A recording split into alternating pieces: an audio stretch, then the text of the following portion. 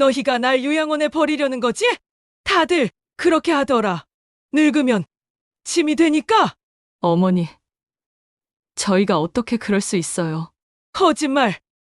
다 똑같아. 돈만 챙기고 나중엔 내팽개치는 거지.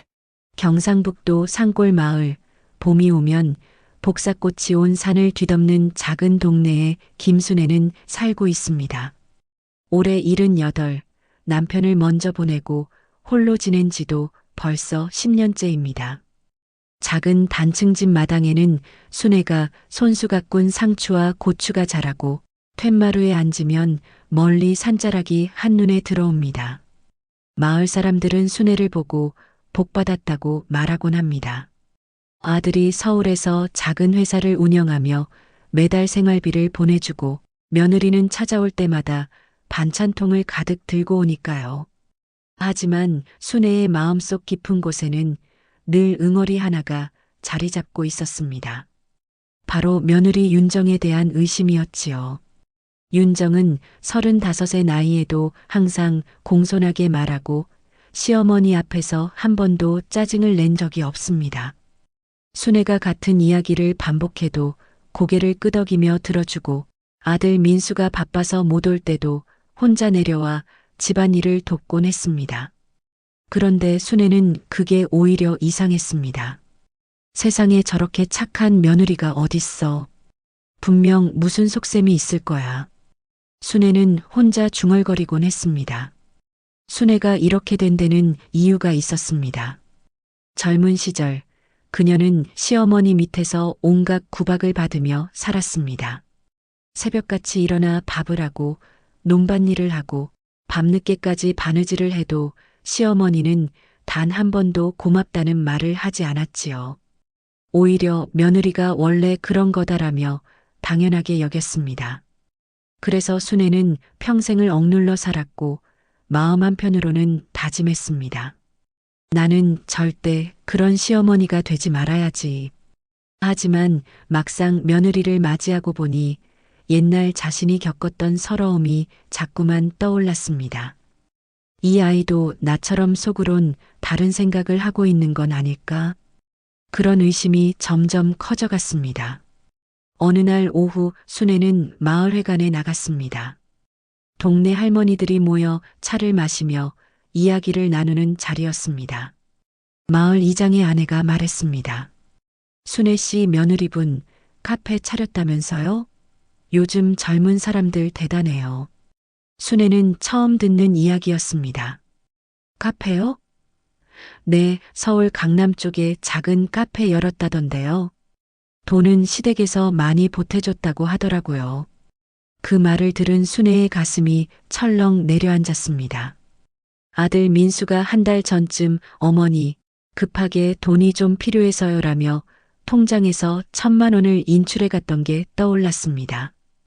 그때는 사업 때문에라고만 했는데 알고 보니 며느리 카페 자금이었던 겁니다. 순애는 얼굴이 화끈 달아올랐습니다. 그래, 그게 목적이었구나. 돈. 집으로 돌아오는 길, 순애의 발걸음은 무겁기만 했습니다. 그날 밤 순애는 잠을 이루지 못했습니다. 천장을 바라보며 온갖 생각이 머릿속을 스쳤습니다. 윤정이는 처음부터 돈 때문에 착한 척한 걸까? 나를 속인 걸까? 순애는 베개를 끌어안고 한숨을 쉬었습니다. 그러다 문득 옛 시절 마을 어르신이 했던 말이 떠올랐습니다. 사람의 진심은 잃을 때 드러나는 법이지. 가진 게 있을 땐 다들 착해. 하지만 잃어버릴 위기에 처하면 그때 본색이 나온단다. 순애는 천천히 몸을 일으켰습니다. 창밖으로 보이는 달빛이 유난히 차갑게 느껴졌습니다. 그녀는 조용히 중얼거렸습니다. 그래, 한번 시험해보자. 윤정이가 정말 날 생각해서 그러는 건지 아니면 돈 때문인지. 순애의 눈빛에 결연한 빛이 스쳤습니다. 치매에 걸린 척하면 되겠어. 내가 쓸모 없어지면 그때 진짜 모습이 나올 테니까. 다음 날 아침 순애는 거울 앞에 섰습니다. 주름진 얼굴을 한참 들여다보다가 천천히 미소를 지었습니다. 아니, 미소라기보다는 씁쓸한 결심에 가까웠습니다. 마당에 나가 빨랫줄에 걸린 옷가지들을 바라보며 순애는 생각했습니다. 미안하다, 윤정아. 내가 진짜 착한 아이라면 이 시험을 견뎌내겠지. 하지만 만약 내 걱정이 맞다면 순애는 말을 잇지 못했습니다. 봄바람이 마당을 지나갔습니다. 복사꽃 향기가 바람에 실려왔지만 순애에게는 아무것도 느껴지지 않았습니다. 그녀의 마음속에는 이미 의심의 씨앗이 단단히 뿌리내리고 있었으니까요. 그리고 그 씨앗은 곧 무서운 시험으로 싹을 틀 예정이었습니다. 다음 날 아침 순애는 평소보다 일찍 일어났습니다. 창밖으로 새벽 여명이 스며들고 있었지요. 그녀는 부엌으로 가서 냄비에 물을 올렸습니다. 그리고 일부러 불을 세게 켜놓은 채 마당으로 나갔습니다. 10분쯤 지났을까 냄비에서 타는 냄새가 났고 순애는 황급히 들어가 불을 껐습니다. 까맣게 탄 냄비 바닥을 보며 그녀는 쓴웃음을 지었습니다. 이제 시작이야. 일주일 뒤 며느리 윤정이 찾아왔습니다. 현관문을 열자마자 윤정은 이상한 낌새를 눈치챘습니다. 거실 테이블 위에 전화기가 없었고 냉장고를 열어보니 전화기가 야채 칸에 놓여 있었습니다. 어머니, 이게 왜 여기 있어요? 윤정이 조심스럽게 물었습니다. 순애는 멍한 표정으로 냉장고를 바라보았습니다. 내가 언제 거기 넣었지? 아이고, 요즘 자꾸 깜빡깜빡해서 순애의 연기는 생각보다 자연스러웠습니다. 평생 감정을 숨기고 살았던 여자였으니까요. 윤정은 걱정스러운 얼굴로 순애의 손을 잡았습니다. 어머니, 혹시 요즘 다른 것도 자주 잊으세요? 글쎄다. 어제 뭘 먹었는지도 가물가물하고. 순애는 고개를 가웃거렸습니다. 윤정은 입술을 깨물었습니다. 그녀는 즉시 남편 민수에게 전화를 걸었지요. 여보, 어머니 상태가 좀 이상해요. 병원에 한번 모시고 가야 할 것 같아요. 그날 저녁 순애는 일부러 아들의 이름을 틀리게 불렀습니다. 민호야, 밥 먹어라. 어머니, 저 민수예요. 민호는 큰아버지 아들이잖아요. 민수가 당황해서 말했습니다. 순애는 눈을 깜빡이며 손으로 이마를 짚었습니다. 아이고, 내가 왜 이러지? 미안하다, 민수야. 민수와 윤정은 서로 얼굴을 마주 보았습니다. 두 사람의 표정에는 불안이 가득했습니다. 다음 날 윤정은 순애를 모시고 읍내 병원에 갔습니다. 의사는 간단한 인지 검사를 했고 순애는 일부러 문제를 몇 개 틀렸습니다. 의사가 말했습니다. 정밀 검사를 받아보시는 게 좋겠습니다. 초기 치매 증상일 수도 있으니까요. 순애는 속으로 죄책감이 밀려왔지만 얼굴에는 티를 내지 않았습니다. 윤정은 진료실 밖에서 눈물을 훔쳤습니다. 집으로 돌아오는 길 윤정은 계속 순애의 손을 꼭 잡고 있었습니다. 어머니, 걱정하지 마세요. 제가 자주 내려올게요. 큰 병원에도 모시고 갈게요. 순애는 윤정의 따뜻한 손을 느끼며 가슴 한편이 먹먹해졌습니다. 하지만 그녀는 여전히 의심을 버리지 못했습니다. 아직 몰라. 진짜 힘들어지면 달라질 거야. 순애는 창밖을 바라보며 생각했습니다. 일주일 후 순애는 두 번째 연기를 시작했습니다. 윤정이 저녁을 차려주고 있을 때 순애는 갑자기 화를 냈습니다. 너희가 날 요양원에 버리려는 거지? 다들 그렇게 하더라. 늙으면 짐이 되니까. 윤정은 깜짝 놀라 순애 앞에 무릎을 꿇었습니다. 어머니, 무슨 말씀을 그렇게 하세요? 저희가 어떻게 그럴 수 있어요? 거짓말. 다 똑같아. 돈만 챙기고 나중엔 내팽개치는 거지. 순애는 목소리를 높였습니다. 윤정은 아무 말도 하지 않았습니다. 그저 조용히 일어나서 밥상을 차렸습니다. 국그릇을 내려놓고 반찬을 가지런히 놓고 숟가락과 젓가락을 정성스럽게 놓았습니다. 순애는 그 모습을 보며 마음 한구석이 무너지는 것을 느꼈습니다. 윤정은 끝까지 말대꾸 한마디 하지 않았습니다. 그저 천천히 드세요. 어머니라고만 말하고는 부엌으로 갔습니다. 저녁을 먹는 내내 순애는 숟가락을 들 수가 없었습니다. 식탁 너머로 부엌에서 설거지하는 윤정의 뒷모습이 보였지요. 그 모습이 순애의 젊은 시절과 겹쳐 보였습니다.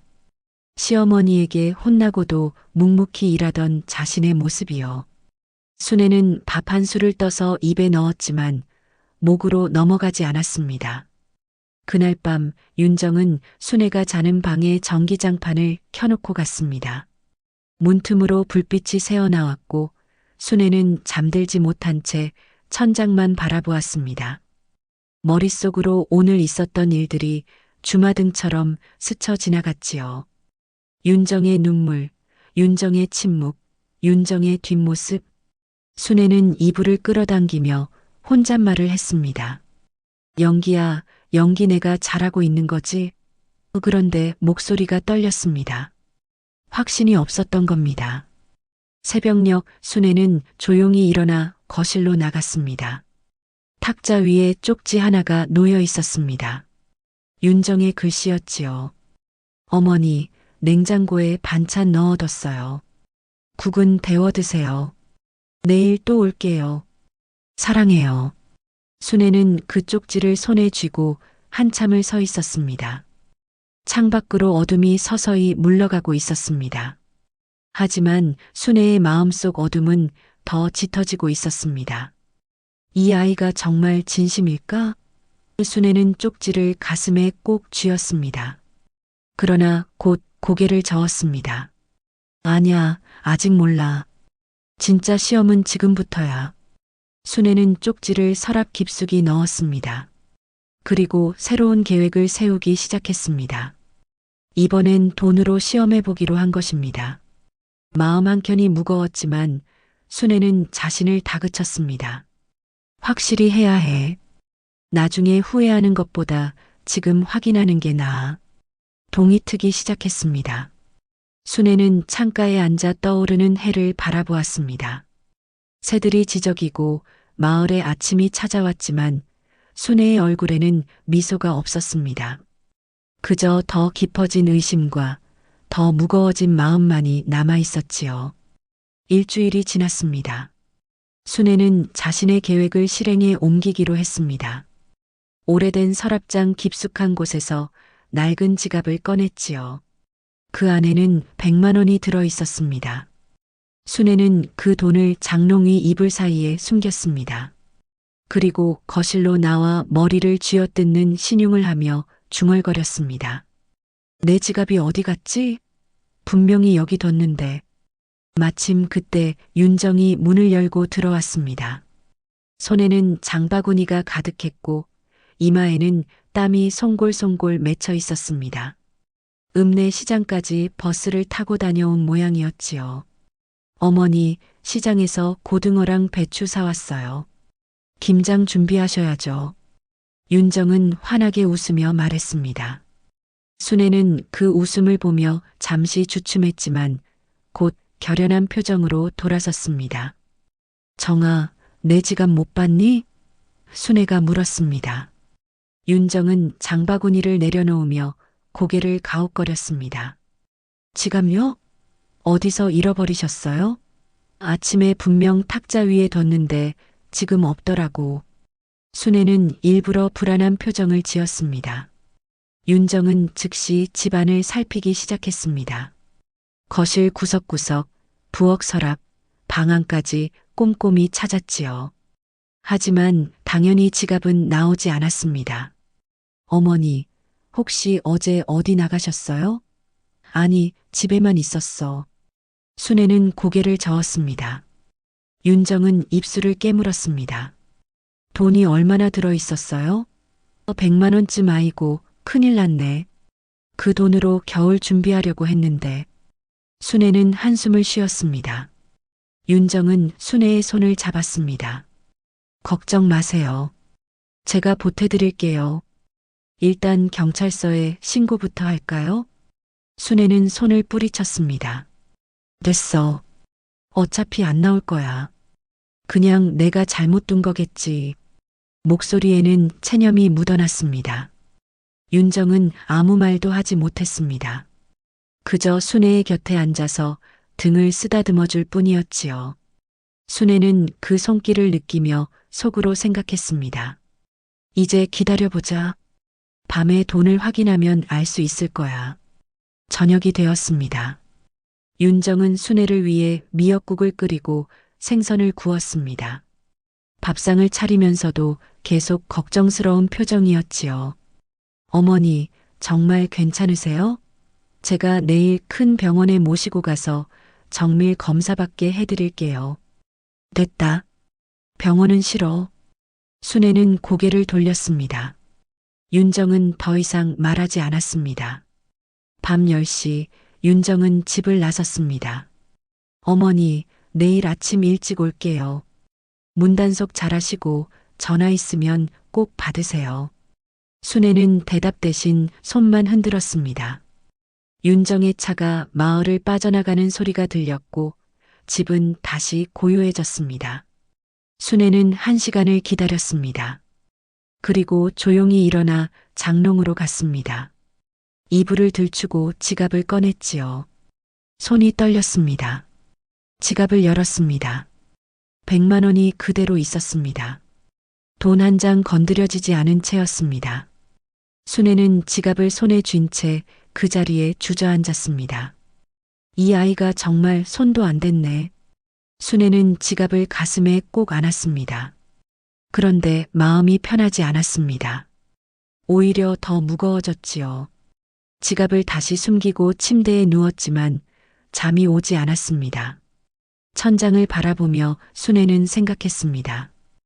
윤정이가 진짜 착한 거라면 내가 지금 무슨 짓을 하고 있는 거지? 다음 날 아침 윤정은 약속대로 일찍 찾아왔습니다. 손에는 또 무언가를 들고 있었습니다. 어머니, 어젯밤 잘 주무셨어요? 응, 그럭저럭. 순애는 시큰둥하게 대답했습니다. 윤정은 가방에서 서류 뭉치를 꺼냈습니다. 어머니, 제가 어제 남편이랑 의논했어요. 카페 일을 좀 줄이고 이쪽으로 자주 내려올게요. 순애는 깜짝 놀라 윤정을 바라보았습니다. 카페 일을? 그거 시작한 지 얼마나 됐다고. 괜찮아요. 직원 1명 더 뽑으면 돼요. 그것보다 어머니가 더 중요하죠. 윤정은 웃으며 말했습니다. 순애는 말문이 막혔습니다. 카페는 윤정이 평생 꿈꿔온 일이었습니다. 그걸 순애도 알고 있었지요. 며느리가 얼마나 준비하고 계획했는지 아들에게서 여러 번 들었으니까요. 그리고 어머니, 저희가 근처로 이사 오려고 해요. 윤정이 덧붙였습니다. 뭐, 이사를? 순애는 눈이 휘둥그레졌습니다. 네. 읍내에 괜찮은 집이 있더라고요. 거기 계약하고 제가 매일 어머니 뵈러 올게요. 어머니 혼자 계시면 불안해요. 윤정의 목소리는 단호했습니다. 순애는 아무 말도 할 수 없었습니다. 가슴이 답답하고 목이 메었습니다. 윤정은 순애의 손을 꼭 잡았습니다. 어머니, 치매라도 괜찮아요. 제가 옆에 있을게요. 절대 요양원 같은데 안 보내요. 평생 모시고 살 거예요. 윤정의 눈에는 눈물이 맺혀 있었습니다. 순애는 그 눈물을 보며 가슴이 무너지는 것을 느꼈습니다. 이 아이가 진심이었구나. 처음부터 진심이었어. 순애는 입술을 깨물었습니다. 자신이 해온 일들이 떠올랐습니다. 치매 연기, 지갑 숨기기, 화내기. 모든 게 부끄러웠습니다. 순애는 윤정의 손을 꼭 잡았습니다. 하지만 말을 할 수 없었습니다. 입을 열면 울음이 터질 것 같았으니까요. 어머니, 오늘은 제가 청국장 끓여드릴게요. 어머니가 좋아하시잖아요. 윤정은 환하게 웃으며 일어났습니다. 부엌으로 가는 윤정의 뒷모습을 보며 순애는 손으로 얼굴을 가렸습니다. 눈물이 주르르 흘러내렸지요. 내가 바보였어. 이 아이를 얼마나 의심했는지 순애는 떨리는 손으로 눈물을 닦았습니다. 부엌에서 도마 소리가 경쾌하게 들려왔습니다. 윤정이 콧노래를 부르는 소리도 들렸지요. 순애는 그 소리를 들으며 생각했습니다. 이제 어떻게 하지? 사실대로 말해야 할까? 아니면 그냥 모른 척 끝내야 할까? 그날 오후 순애는 방 안에 혼자 앉아 있었습니다. 창밖으로 낙엽이 떨어지고 있었지요. 가을이 깊어가고 있었습니다. 순애는 서랍을 열고 윤정이 써놓은 쪽지들을 꺼냈습니다. 어머니 사랑해요. 내일 또 올게요. 걱정 마세요. 한 장 한 장 읽으며 순애는 울었습니다. 이 아이한테 어떻게 고백하지? 내가 다 거짓말이었다고? 순애는 쪽지를 가슴에 안았습니다. 그리고 결심했습니다. 진실을 말해야 해. 이대로 숨길 순 없어. 윤정이가 날 용서할지 모르겠지만 거짓말로 사는 것보단 나아. 순애는 천천히 일어났습니다. 떨리는 다리로 부엌으로 향했습니다. 윤정이 청국장을 끓이며 웃고 있었습니다. 순애는 그 뒷모습을 보며 입을 열려 했지만 목소리가 나오지 않았습니다. 결국 그날도 순애는 말하지 못했습니다. 사흘이 지났습니다. 순애는 여전히 진실을 말하지 못하고 있었습니다. 하루에도 몇 번씩 입을 열려다가 다시 다물곤 했지요. 윤정은 매일 아침 일찍 찾아와 순애를 돌봤습니다. 밥을 짓고 청소를 하고 이야기를 나누며 시간을 보냈습니다. 그런 윤정을 볼 때마다 순애의 가슴은 무거워졌습니다. 거짓말이 점점 더 큰 짐이 되어갔으니까요. 어느 날 오후 윤정은 순애의 방을 정리하고 있었습니다. 겨울옷을 꺼내고 여름옷을 정리하는 중이었지요. 장롱이 이불을 들추다가 윤정의 손이 뭔가 딱딱한 것에 닿았습니다. 지갑이었습니다. 며칠 전 잃어버렸다던 그 지갑이요. 윤정은 잠시 멈칫했습니다. 지갑을 들고 가만히 서 있었지요. 순애는 마당에서 그 모습을 보았습니다. 창문 너머로 윤정이 지갑을 든 채 서 있는 모습이 보였습니다. 순애의 심장이 쿵쾅거렸습니다. 들켰구나. 이제 끝이야. 순애는 다리에 힘이 풀려 툇마루에 주저앉았습니다. 윤정은 지갑을 열어보았습니다. 돈이 그대로 있었습니다. 그녀는 천천히 지갑을 닫고 방 안을 둘러보았습니다. 서랍장 위에 약봉지가 놓여 있었지요. 윤정은 그 봉지를 집어들었습니다. 치매 초기 증상 완화제라고 적혀 있었습니다. 봉지를 열어보니 약이 아니라 콩알이 들어 있었습니다.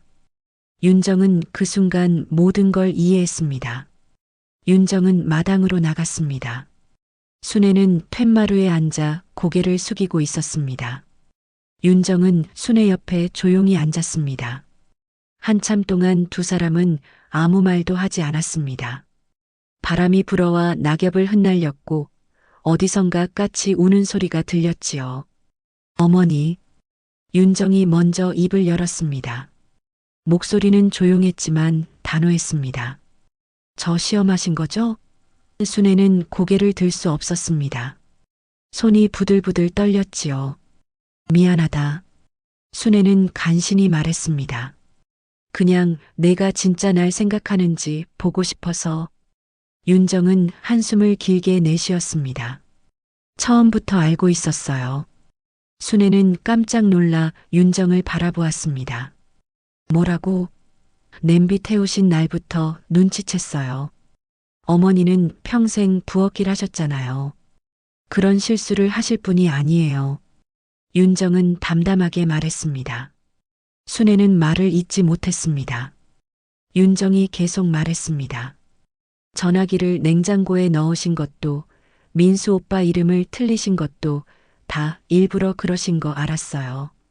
어머니 눈빛이 너무 또렷했거든요. 진짜 치매 환자분들은 눈에 초점이 흐려지는데 어머니는 그렇지 않으셨어요. 그럼 왜 모른 척 했니? 순애가 떨리는 목소리로 물었습니다. 윤정은 순애의 손을 잡았습니다. 어머니가 외로우셨던 거 알아요. 저를 믿지 못하신 것도 이해해요. 평생 힘들게 사셨잖아요. 며느리한테 좋은 기억이 없으시니까요. 순애의 눈에서 눈물이 주르르 흘러내렸습니다. 정말 미안하다.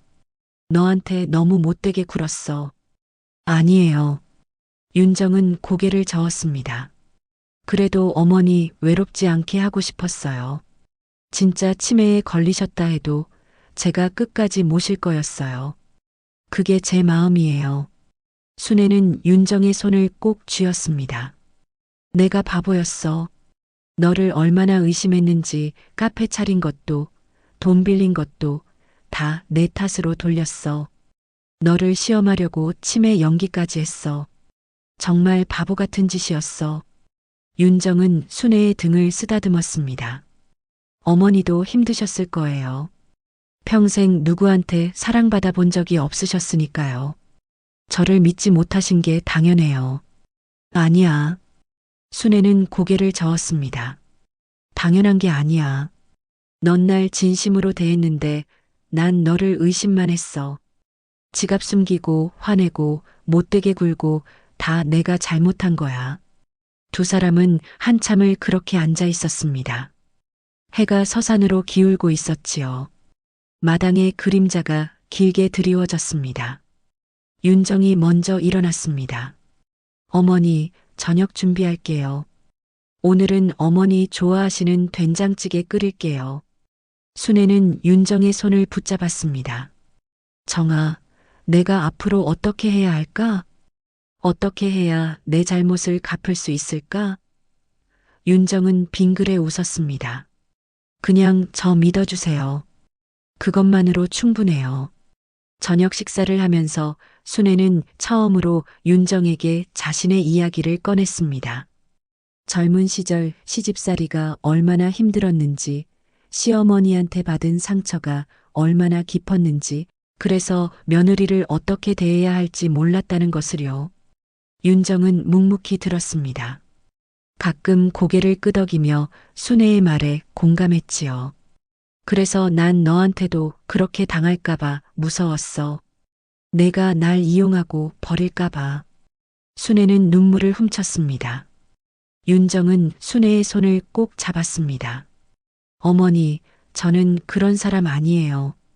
어머니를 진짜 엄마처럼 생각해요. 제 친정 엄마도 일찍 돌아가셨거든요. 그래서 더 어머니가 소중해요. 순애는 처음으로 윤정의 속마음을 제대로 들었습니다. 윤정도 외로웠고 순애를 진심으로 필요로 했다는 것을요. 두 사람은 밤늦게까지 이야기를 나눴습니다. 지난 오해들, 서로의 상처들, 그리고 앞으로의 바람들을요. 이튿날 아침 순애는 일찍 일어나 윤정을 위해 아침 식사를 준비했습니다. 오랜만에 손수밥을 짓고 된장국을 끓였지요. 윤정이 일어났을 때 밥상이 차려져 있었습니다. 어머니, 이거 다 하셨어요? 윤정은 놀라서 물었습니다. 순애는 수줍게 웃었습니다. 오랜만에 해봤어. 맛있게 먹어. 윤정은 한 숟갈 떠서 입에 넣었습니다. 그리고 환하게 웃었습니다. 정말 맛있어요, 어머니. 순애는 그 웃음을 보며 가슴이 따뜻해지는 것을 느꼈습니다. 이게 가족이구나 하고 생각했지요. 식사를 마친 후 순애는 조용히 말했습니다. 정아, 이제 내가 널 딸처럼 생각해도 되겠니? 윤정은 눈물을 글썽이며 대답했습니다. 이미 그랬잖아요, 어머니. 순애는 윤정을 꼭 안아주었습니다. 두 사람은 한참을 그렇게 껴안고 있었습니다. 그날 오후 두 사람은 함께 마당에 나가 겨울 준비를 했습니다. 김장 배추를 다듬고 물을 썰고 함께 웃으며 이야기를 나눴지요. 마을 사람들이 지나가며 말했습니다. 순애 씨, 요즘 표정이 정말 밝아졌네요. 순애는 윤정을 바라보며 대답했습니다. 딸이 생겼거든요. 저녁 무렵 윤정은 서울로 돌아가야 했습니다. 순애는 대문까지 배웅을 나갔습니다.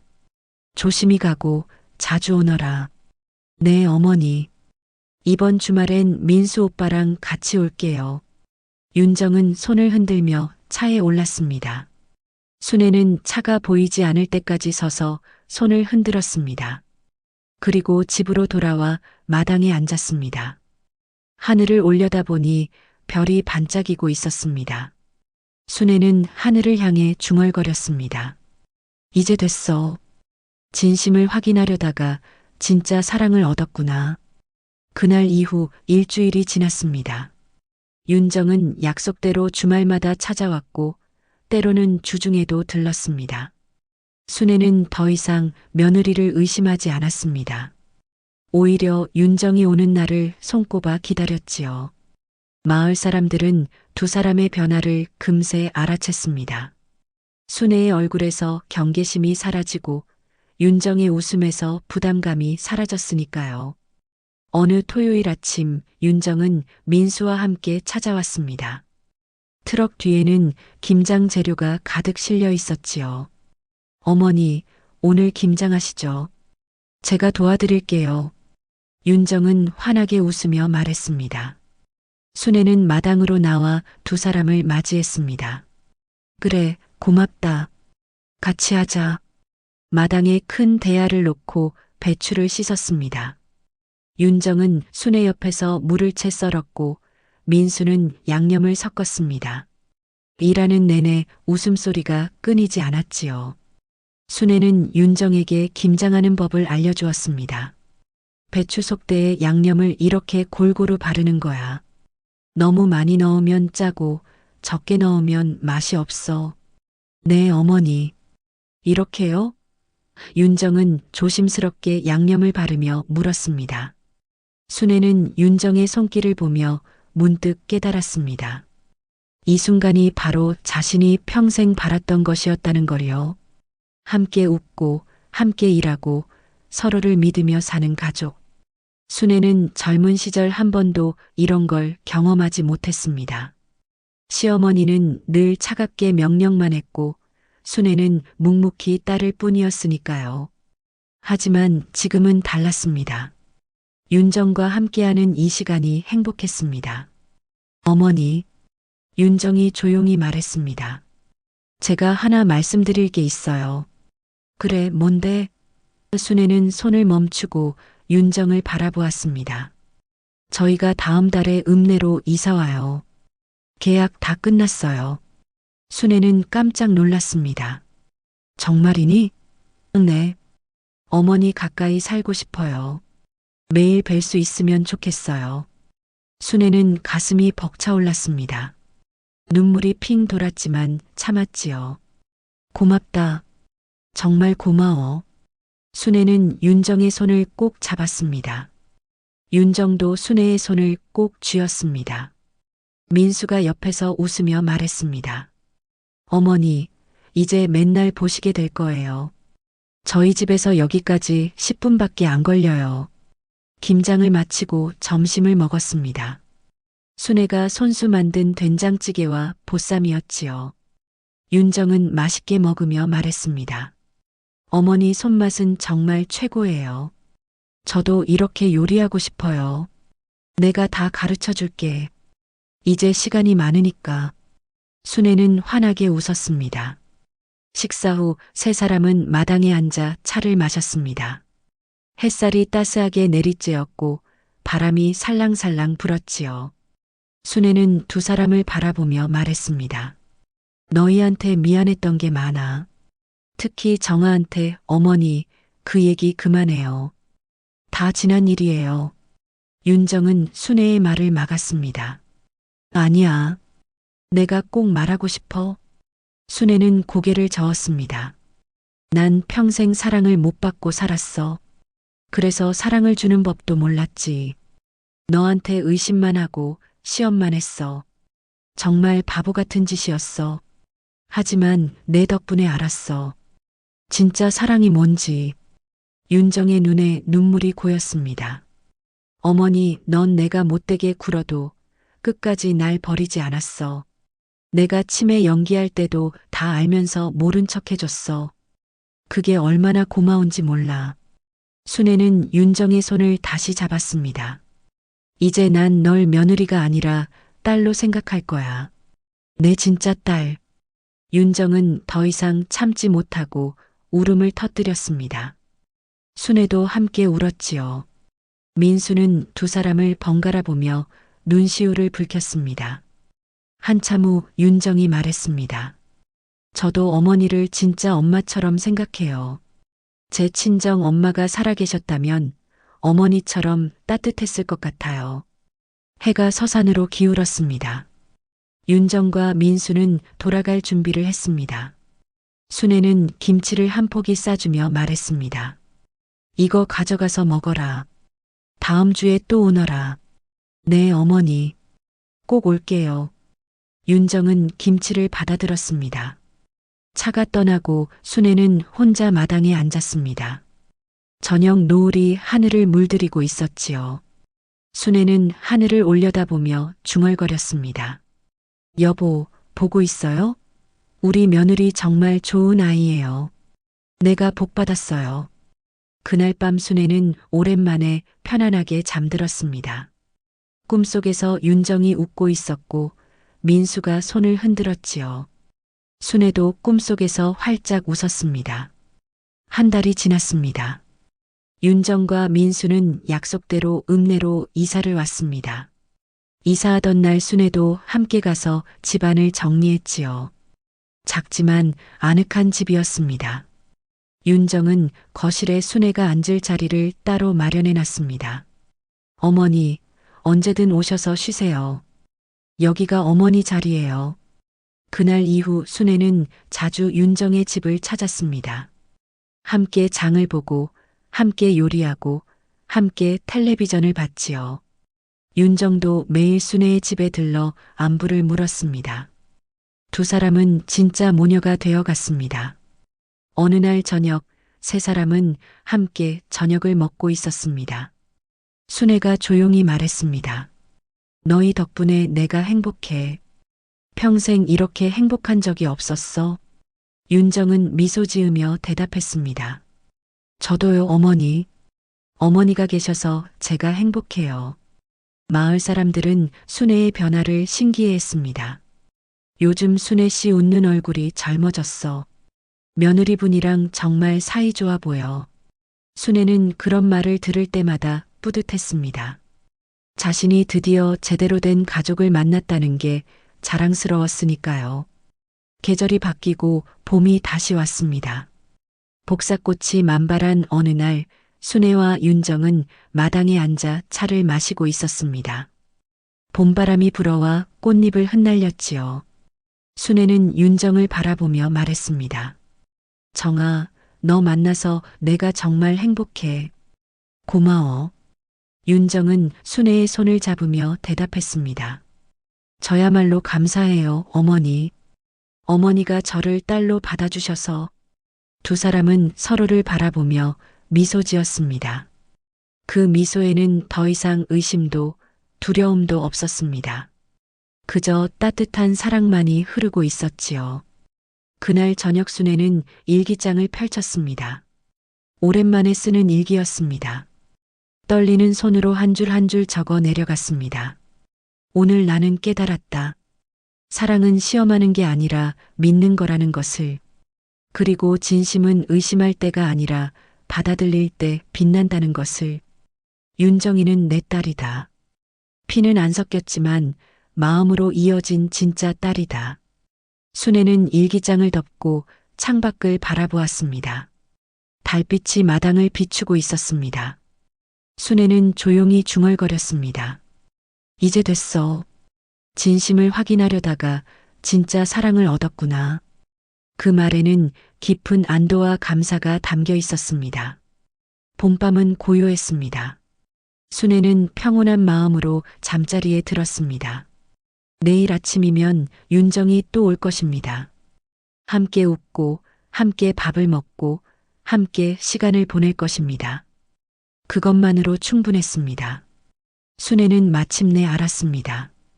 행복은 멀리 있는 게 아니라 바로 곁에 있다는 것을요.